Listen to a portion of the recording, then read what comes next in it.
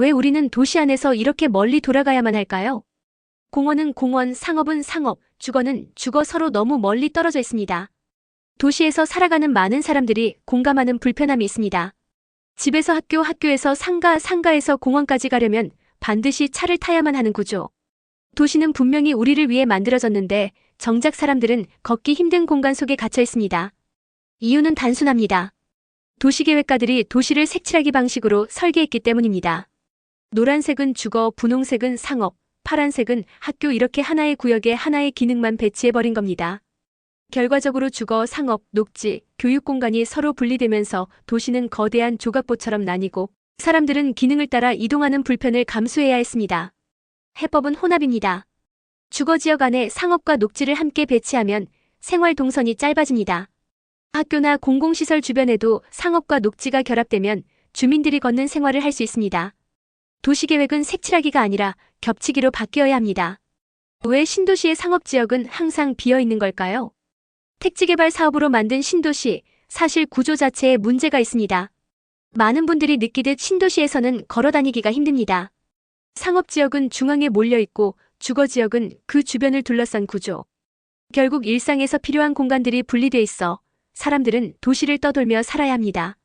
택지개발 사업의 성패는 상업지역을 어떻게 배치하느냐에 달려 있었습니다. 상업지역의 가치를 높이려면 땅을 크게 모아야 했고 그래서 신도시의 중앙에 가장 넓은 땅을 상업용지로 배치했습니다. 목동 신시가지가 대표적 사례입니다. 긴 S자 중심축에 상업시설을 집중시켰고 아파트 단지가 이를 둘러싼 형태입니다. 이 구조는 마치 아보카도와 같습니다. 바깥은 주거, 안쪽은 시야처럼 상업지역. 결국 주거와 상업이 분리되며 생활 동선은 길어지고 낮에는 상업지가 텅 비는 현상이 발생했습니다. 해법은 분명합니다. 상업시설을 중앙에만 몰지 말고 주거지 곳곳에 적절히 배치해야 합니다. 주거와 상업, 녹지를 혼합해 생활권 안에서 걸어다닐 수 있는 구조를 만들어야 합니다.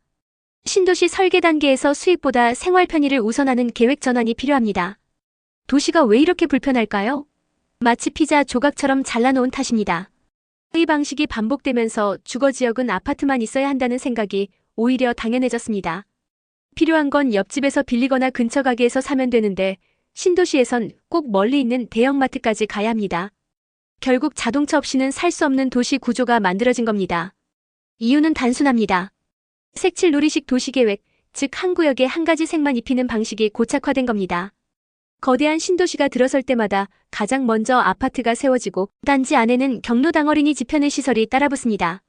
정부 입장에서는 사회 기반 시설을 직접 조성하지 않고 민간 사업자가 알아서 단지 내에 넣어주니 비용을 줄이는 효과가 있었습니다. 하지만 이 구조가 반복되며 아파트 단지 자체가 작은 도시처럼 변했고 결국 공공공간은 점점 사라졌습니다. 이 문제를 해결하려면 도시를 이렇게 바꿔야 합니다. 주거상업 녹지 공공시설을 한데 섞어 일상생활이 단지 안에서만 머무르지 않도록 설계해야 합니다. 단지 내 편의시설만이 아니라 지역 전체가 공유할 수 있는 공공공간을 적극적으로 조성해야 합니다. 자동차가 없어도 생활이 가능한 걷는 도시를 목표로 생활 반경 안에 필요한 기능을 배치해야 합니다. 도시의 즐거움은 울타리 안에 있지 않습니다. 아파트 단지가 커질수록 도시는 점점 성처럼 변해갑니다. 많은 아파트 단지는 마치 작은 성처럼 닫혀 있습니다. 외부인은 자유롭게 드나들 수 없고 주민들조차 단지 안에만 머물게 되는 구조. 겉으로는 쾌적하고 안전해 보이지만 정말 우리의 삶을 풍요롭게 만드는지는 의문입니다. 대부분의 아파트는 내부 지상 통행을 외부인에게 허용하지 않습니다. 아파트 소유의 땅이니 지나갈 수 없다는 원칙이 적용되죠. 결국 도시는 단절되고 통행할 수 있는 공간은 지하 주차장과 차도뿐입니다. 지상에는 우레탄 시공으로 반짝거리는 놀이터와 조경이 있지만 그건 역시 주민 전용으로 제한됩니다. 배달원처럼 도시를 가로지르는 사람들에게 단지는 곧 갈 수 없는 길이 되어버립니다. 도시를 더 살기 좋게 만들려면 이런 변화가 필요합니다. 단지와 단지를 연결하는 보행로를 개방해 도시 전체가 걷기 좋은 구조로 바꿔야 합니다. 주민 전용 커뮤니티 시설은 유지하되 최소한의 공공동선은 누구에게나 열려 있어야 합니다. 도시계획의 목표를 폐쇄적 안전이 아니라 개방적 공존으로 전환해야 합니다. 왜 한국에서 배달 서비스가 이렇게 폭발적으로 성공했을까요? 사실 그 이유는 우리 도시 구조에 숨어 있습니다. 아파트 단지는 거대한 덩어리로 존재하며 주거와 상업이 멀찍이 떨어져 있습니다. 1층만 내려가면 좋아하는 레스토랑이 보이는 도시가 아니라 전이 단계를 여러 번 거쳐야 겨우 도착하는 구조. 결국 사람들은 외출을 포기하고 그냥 배달시키자로 마음을 굳히게 됩니다. 이 구조 속에서 배달원들이 우리 대신 도시를 가로지르며 단절된 공간들을 이어주었습니다. 하지만 동시에 도시에 갈 수 없는 땅이 점점 늘고 있습니다. 예전에는 공공 영역으로 누구나 드나들 수 있었던 가로와 공간들이 아파트 담장과 단지화된 설계로 막혀버렸습니다. 그 결과 도시의 공공성을 활용할 자유가 박탈되고 다양한 사회 구성원들이 서로 섞일 기회마저 사라졌습니다. 이 문제를 해결하려면 도시는 이렇게 바뀌어야 합니다. 아파트 담장과 단지 중심 구조를 최소화하고 보행로와 가로를 공공에게 다시 열어야 합니다. 주거와 상업, 녹지를 가까이 배치해 걸어서도 생활이 가능하도록 도시를 재설계해야 합니다. 주민과 지자체가 함께 공공 영역을 복원해 섬처럼 고립된 단지를 도시와 연결해야 합니다. 왜 오래된 도시는 걸을수록 더 매력적일까요? 바로 직주 근접과 다양한 선택지가 주는 삶의 여유 때문입니다.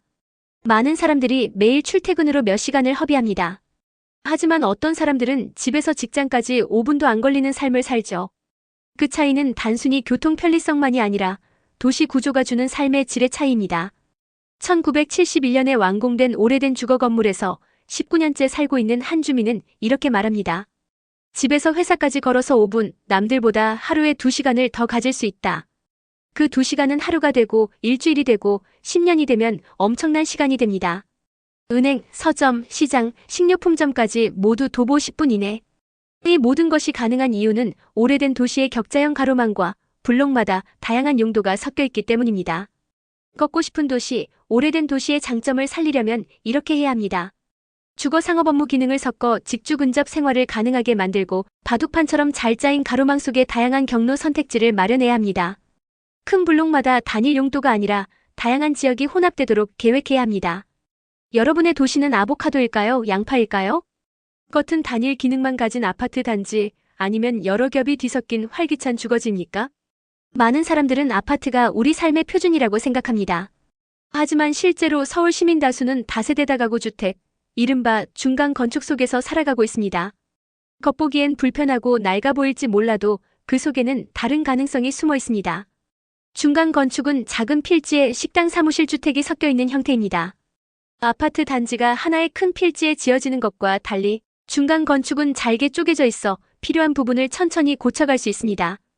그래서 실험적인 건축이나 새로운 도시적 대안을 만들어낼 수 있는 최적의 공간이 됩니다. 물론 단점도 있습니다. 골목은 좁고 주차가 불편하며 쓰레기 문제가 생기기도 합니다. 하지만 이곳엔 다른 도시가 가지지 못한 활기와 복합성이 살아있습니다. 중간 건축의 잠재력을 살리려면 이렇게 해야 합니다. 주택과 상업 공간이 공존할 수 있도록 1층 상가 활용을 강화해야 합니다. 오래된 건물은 부분적으로 리모델링해 점진적으로 개선할 수 있는 제도를 마련해야 합니다. 공공시설 또한 상업적 기능과 결합해 주민과 방문객 모두가 쉽게 접근할 수 있게 해야 합니다. 서울의 도시는 왜 아파트만 가득할까요? 도시를 풍요롭게 만드는 건 단일한 주거 공간이 아니라 무지개떡처럼 다양한 층이 뒤섞인 복합 건축입니다.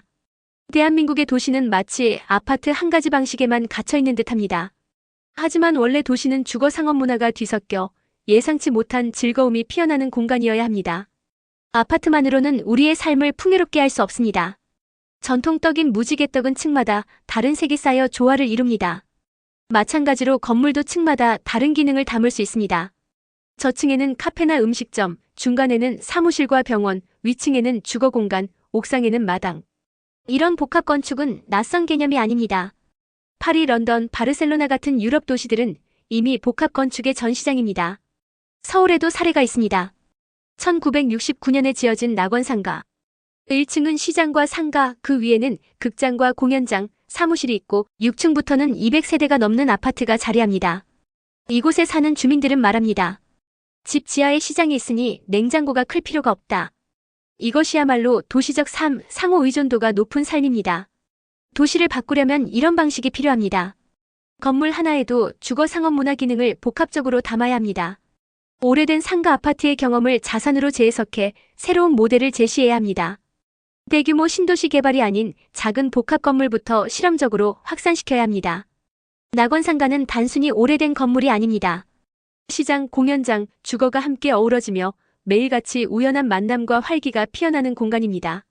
사람들은 걷다가 눈이 마주치면 웃고, 시장에서는 대화를 나누며, 공연장에서는 문화를 공유합니다. 이것이 바로 도시가 줄 수 있는 진짜 즐거움입니다. 아파트만으로는 도시는 단조로워질 수밖에 없습니다. 다양한 기능이 섞이지 않으면 활력도 창의성도 사라집니다. 도시는 무지개떡처럼 여러 색이 겹쳐질 때 진짜 매력적입니다. 지금 이 영상을 보신 분들은 내가 사는 도시에도 무지개떡 같은 복합 건축이 있는지 한번 찾아보세요. 이 영상을 가족과 지인에게 공유하면 더 많은 사람들이 아파트 이후의 삶을 상상할 수 있습니다. 그것이 도시를 바꾸는 첫걸음이 됩니다.